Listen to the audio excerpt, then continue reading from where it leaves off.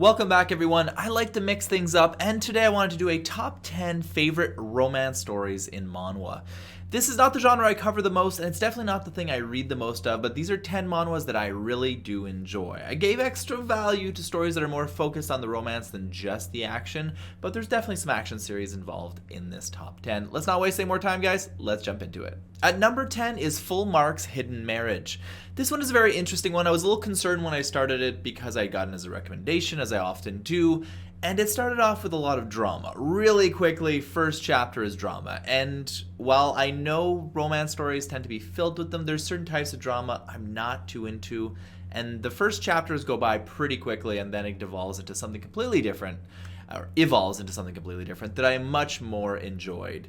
Good characters, a child, and a love interest. This is a female protagonist-led story. It is a lot of fun. It is not the one with the nicest art style in this list. However, vibrant colors, interesting characters, and sometimes a little bit of a questionable protagonist. Like, you'll find a lot of the protagonists that I like on this story, on this top 10, are protagonists with complex personalities. They aren't just one-note characters, and she is definitely one of them. There's a lot of little tug and pull with different characters in the story, and she is definitely an interesting one. So check this one out. At number 9 is Handsome Target. This one is one of those reincarnation stories where a girl gets transposed into another person's body. She's not the best looking girl in the world, and she has a little obsession from her past life, and that is, like, she likes looking at the pretty boys, which I think we can all appreciate, looking at beautiful people, whether they be female or male. And in this circumstance, she ends up in this interaction with an aristocrat that seems to be smitten for her, except that he just wants someone to act as his date so that he doesn't have to deal with any of the issues around him. It's an interesting story. It's not the most complex setup, nor is it the most original, but the character interactions are pretty fun, and this one in particular for the inner monologues, and I'm really enjoying the semi-chibi moments in this series. Her inner monologue character is always really interesting, so you might be into it for that reason alone. At number 8 is Child and Sweet Wife. This one I'm actually really enjoying right now. I'm not completely finished catching up to it, so it's only at my number 8, but it may actually pop up quite a bit higher. I do like the main male protagonist of this story, something that doesn't happen very often in romance stories, which is sad. If the story, this tends to be the case either way, if it's a female lead, often the male characters are either underwritten or not complex, or if it's a male lead, the female characters are often underwritten and not very complex. It's the challenge of having a story where you're trying to focus on one character. But the male character in this story is actually pretty interesting. And the intrigue around family manipulations against trying to take over a family business, two rich families trying to join each other. There's some really interesting dynamics taking place in this story, and I really enjoy what's going on between the two main characters. There's some questionable morals of following people around and spying and stuff like that, but as a whole, the story is really good. These two characters are really interesting. The female character is no pushover. She has her own personality. She's as not manipulative, but she's very cunning in how to deal with the family affairs and negotiations that take place. And it's a good fit for the male protagonist, which is also very talented at the same thing. Check this one out if you're interested in a good intrigue at the same time. At number 7 is Anyone Can Become a Villainess. This one has a character transposed into a new body. She's a world champion archer in her world where she came from, and she finds herself in a story that after having an injury, she starts reading a lot of romance novels, and she ends up in one of them as the protagonist. And she doesn't really like where she's supposed to end up in her life because she knows basically what'll happen if she stays with this. I don't remember if he's a prince or an aristocrat, but it's always a prince or an aristocrat. He's kind of a cold asshole, and she encounters him after she escapes from the castle, and basically yeah, no, the wedding's off. You're a dick. I'm not gonna be with you. And it's a lot of fun. It's really her interactions. She's super sassy. She's got a great personality. Hell, she's my type of girl for sure. But yeah, that's a really interesting one and definitely worth your time. At number 6 is Beware of the Villainess. To start with, this one has beautiful visuals. The quality of the art is something to write home about and definitely worth your time alone. The story follows a protagonist that got hit by a car, transposed into another world, into the villainous role, but she is so much fun. Spunky as hell, talking back, trying to find how to navigate the world of being a villainess without being too villainous at the same time. But her interactions with the characters around her are fantastic and really, really enjoyable to read. The romances that come later on are interesting, but it's honestly the way she interacts with the world that I find interesting. As a protagonist, she's one of my favorite on this list, actually, because she navigates that role a little pretty darn well. And yeah, if you want to check this one out, it's worth your time. At number 5 is My Wife is the Demon Queen. Okay, so this is one of 2 action series on this list. Of course, I'm averse to. I love action. It's like something it is what it is. The reason I like this one is the female character in the story. This is a male protagonist, but the female character is a badass. She is the demon queen. She is shot down from her glory, but she finds her way back in a way with her male lead assistant, I'll call him, because he gets summoned from another world to be this great help, but initially he's really not.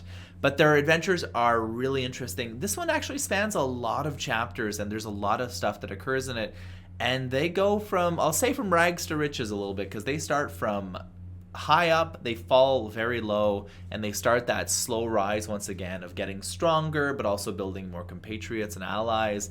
It's a great story with great characters in it, and the dynamic between the 2 leads, the male and the female, are great, because obviously they start off a little very antagonistic towards each other. The male lead's still interested in the demon queen because she's attractive, but she's also threatening and scary. But the storyline, the fun, and the things that happen between them are definitely worth checking out. At number 4 is The Villainess Turns Back the Hourglass. This one is a story of, I won't quite say revenge, but kind of. The main character is basically manipulated, and in the beginning of the story, this happens in, I think, the first chapter, she is executed because of something her sister set up for her. She's the son of a prostitute that entered the aristocracy. The other sister is not, and there's this question of who's an authentic person to be in the family and all that. Happens a lot in these types of stories. But the second life that the main character gets, because obviously there's a second life story, or also be a very short-lived, is all about her finding a way to navigate without seeming like she's pushing back against the family too much. It's all about navigating and manipulating her own way into being the head of the family. And her manipulation around Miel, her sister, is really interesting and very subtle. It's not a story that gets anywhere really quickly, so if you like things to be really fast-paced, I don't find this one's very fast-paced, but I do love the character interactions, and I think they're really good. Check it out. At number 3 is Villainous Maker. This one has the main character transposed into a story she wrote herself. Except she's also the character that's a villain in the story and isn't destined to have a happy little ending. Her arrival in the world and her change to the interactions that take place in the story means that her romance may be going down a different path. Honestly, this one is this high up on the ranking because I really had a lot of fun with this story. It is a pure romance story, much more than some of the other ones on this list, but I really had a lot of fun with this story. The interactions between the characters are really good. I really like the female protagonist. I think she's really good. And I like the way her knowledge of her own story plays into what she can do. I'm a big fan of Omniscient Reader's Viewpoint, and I think since she wrote the story herself, it added a little dynamic, a little bit extra than just that I was transposed into a story I read kind of thing. At number 2, When the Villainess Loves. This is my favorite pure romance story I'm reading right now.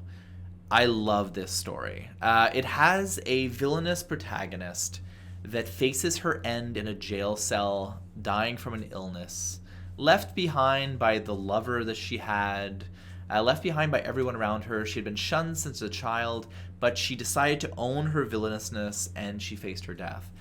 But the death of another character in transposition into her, basically her body younger, means that her character gets a second chance. And there's this great moment of interaction between the soul that basically took over her body and her about what she wants. Does she want revenge? Does she want her to like change the way things were? And she just says, no, I want you to live a good life. And she teaches her how to fight the illness that basically plagued her and caused her to die, which is a soul illness. And basically, every 3 days, she'll get a memory from her past life. And these memories affect the story, and they're very interesting. And she's going to puke blood every time it happens. And there's 100 memories. It's an interesting plot device. It's a cool little thing that's intruded in the idea. But I had a lot of fun with this manhwa. And visually, it looks stunning. You're seeing it on screen right now, but the characters and everything involved with it just looks phenomenal. You should be checking this one out if you like romance stories, but honestly, if you just like a good female protagonist that has great dialogue and is well written, I really enjoy this one personally. You should check it out. At number 1 is My Wife is the Empress. Okay, I love action series, and I actually like the way they do the romance in this one. You have two characters that come together that are now married, wife and husband, and they don't necessarily know that much about each other, except he is actually a OP as hell character, and she just happens to be the empress of the whole nation. And they hide this from each other for quite some time, and that there's some like a lot of jokey stuff taking place around it. It's great for plot points, but their interactions are really cute. When they come together, they're really adorable. She's this very, I won't say stuck up, but prideful character, whereas he's a lot more easygoing, but he sometimes is a little bit too powerful for his own good and tends to flex like crazy. These are some of the best moments I've had reading some romance manhwa, just because they're little moments of cuteness, and honestly, when I read so much action, I read a fair bit of dark stuff in general, and having some palate cleanser moments are great. Guys, if you like this type of list, if you like me to mix it up sometimes to give you some different types of recommendations other than those game systems manhwa, drop me a comment down below. I'm curious what type of stuff you do. A couple of you have already given me comments like that. I really do appreciate it. I'm going to use your ideas as much as possible to do some stuff. I'm not just going to do top 10s on this list. I'm going to do some reviews, some coverage on some finished series and different things like that. But guys, thank you for watching today. Please do like and subscribe to the channel, and I'll see you soon.